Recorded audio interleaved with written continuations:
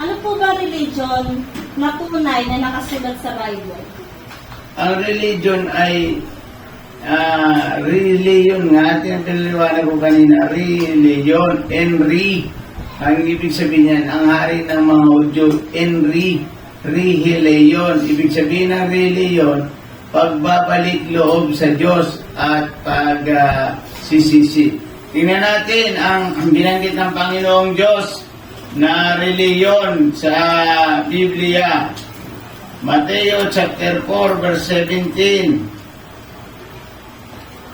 Yan ang kauna-unahang sinabi ng Panginoon nung siya ay nangangaral.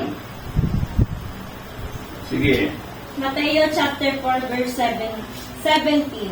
Magmula noon ay nangaral si Jesus.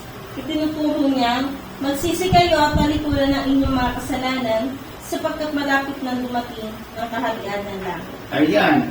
Wala naman ibang binabanggit ang Panginoon na reliyon kundi ang sabi niya, pagsisihan ninyo taliddan ng kasalanan kasi siya ay pinagdugtong niya yung pagkahiwalay ng tao at saka ng Diyos. Yung God between man ay naghiwalay, na-separate yung tao.